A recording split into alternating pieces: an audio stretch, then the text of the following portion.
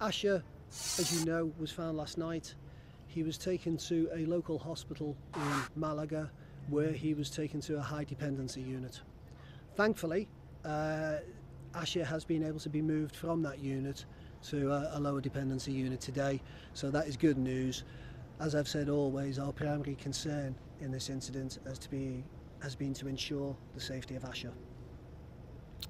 I'm aware that there's been a significant amount of debate going on around the appropriateness of police action in this case.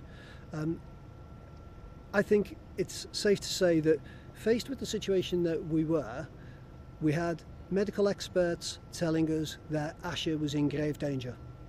Medical experts were saying to us if he didn't get the care that he needed, there was a potential threat to his life. Faced with those circumstances, I make no apology for the police being as proactive as we possibly can to actually find Asher and ensure that he gets the help he needed.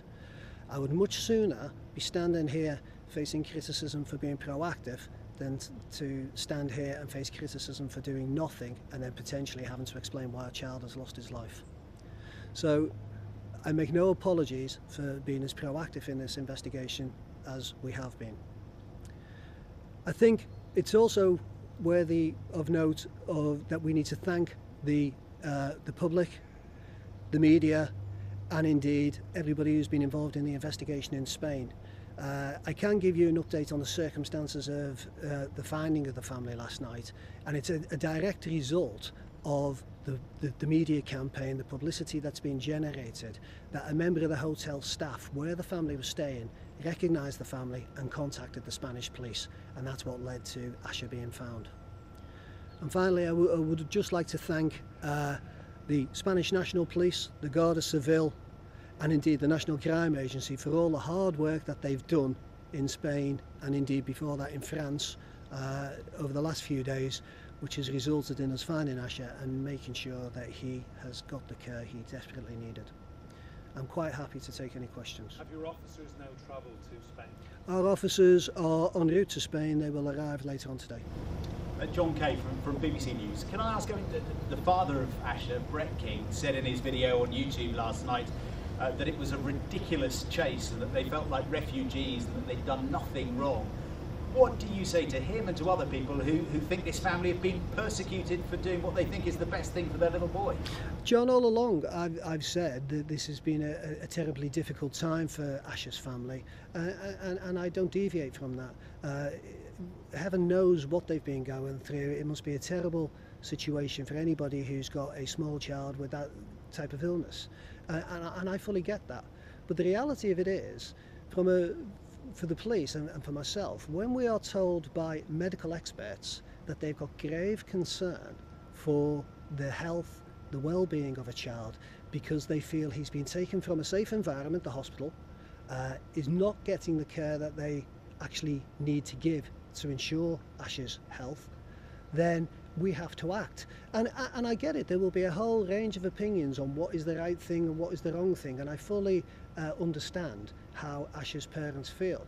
But the reality of it is, we have to act in the interests of Asher, and when medical experts say to us, you know, we need to find and to ensure he gets the help he needs, or he may die, then the police are faced with no option, and any police force would pursue the actions we have. Our primary concern was always to find Asher and make sure he got the treatment he needs. Given that we know now that from the video at least that the family did have food for him and the equipment appeared to be working, the battery didn't run out or it was replaced, do you feel that maybe you were given the wrong advice by medical staff? I'm not qualified to say whether that advice was good or bad. The reality of it is I have to act on the basis of what we're told. The medical staff, experts in their field have told us they had grave concerns for Asher's health, and that's why we've acted as we have. For how long will Asher's parents now be in police custody? The procedure going forward from here is the extradition proceedings will now start. That means that they have to happen in front of a Spanish judge. It could happen tomorrow or it could take a few days. The parents have the option of appealing those extradition proceedings, and of course if they decide to do that, then that will elongate those proceedings, so it's impossible to put a time frame on it at this point. Will they be allowed to spend time with Asha today?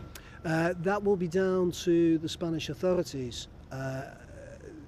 We can't sort of control that from this end. What I do know is that the parents are being supported by the Foreign and Commonwealth Office, as you would expect for any UK citizen who is arrested overseas.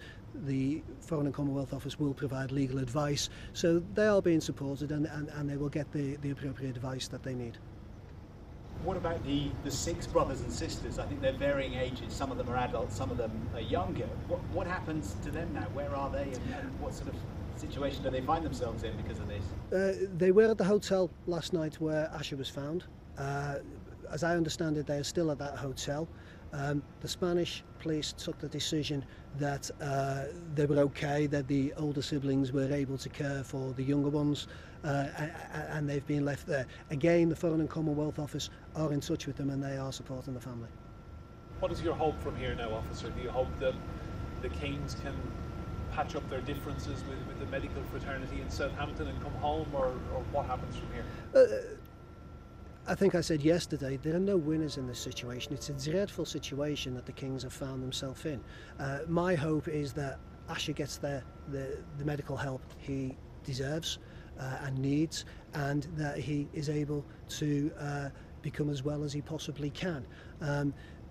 It is an investigation now that the police need to conduct on the circumstances of the parents taking Asha. We will do that in consultation with the Crown Prosecution Service, and the Crown Prosecution Service will apply their usual tests, and if there's a case to answer, then it'll go down that route. But I just hope that Asha gets the medical help that he needs, and he's able to make as best a recovery as he possibly can.